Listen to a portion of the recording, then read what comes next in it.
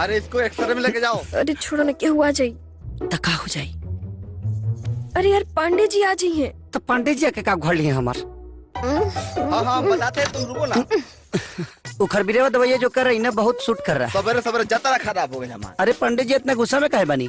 का बताई महाराज, सूत के उठनी है और जैसे दुआरे जाता नहीं, ठीक हमारा दुआरिये के सामने कौन हो के भाग गइल बा। छी जी ई तो गलत बात बा। हाँ हेलो, मिस कॉल मतलब बबुआ का बा? अरे सारे अंग्रेजी बिलार तोर कार हो, रुक आ गई नहीं तोर हिम्मत के ना बिलार दुआरी पे हो। आज कुछ देख के आइल बड़ा का? ना देखे के बा। पहले शादी तो हो जाए दा। देखा माई कहले भी है ना कि हो जाई तो हो जाई। माई के बाद तो बाबूजी ना कट पावेला ना।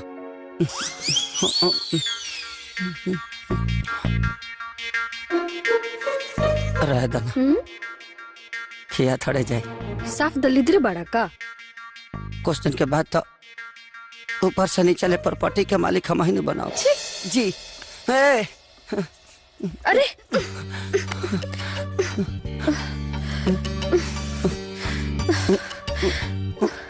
तोहर मन तो लसपा साइए गइल बा। कैसे?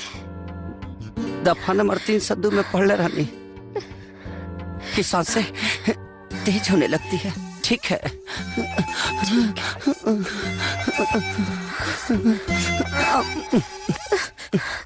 एक मिनट। हेलो, मैंने अब अभी डाटा तुरा जरूरी बा। अभी डाटा कट फोन। 2 घंटे बाद डाटा ना देता तारी बहनी का। ये हमारे फोन है। 1 मिनट रुक जा, साइलेंट कर देनी।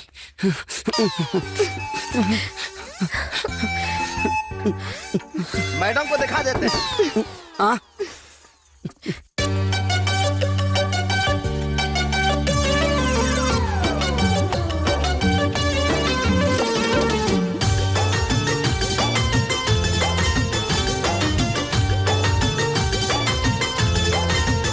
ठीक से कहियो तो मिलत ना झूलत बाड़ू, प्यार में पूरा बहिना खूलत बाड़ू।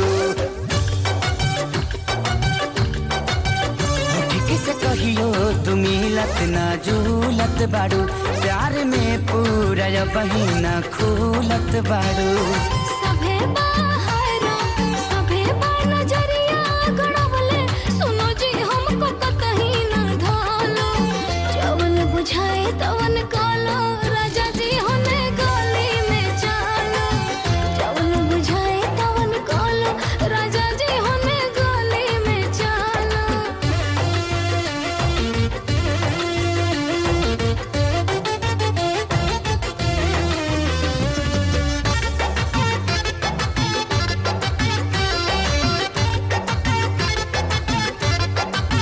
पदहन धिक गइल, हाँ तो ठीक भइल, चाउर डाल के उबाल दना हो, देख के लौकोता, मन हमर छौकता।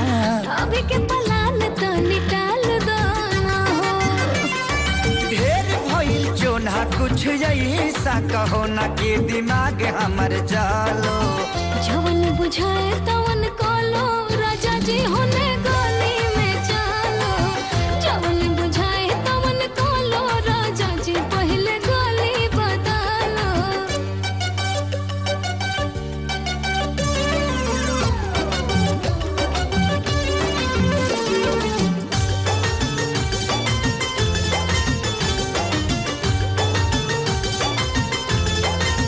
खाली डहरिया बा सभे बहरिया बा, एमे डेराए वाली बात कौन बा? कुछ कम काल होई, अबे दादा काल होई। देखा हो न चौकी पखात के हुआ, पानी परेशान बतिया बुझत नहीं खुजाने ना जड़ाता एक पलो।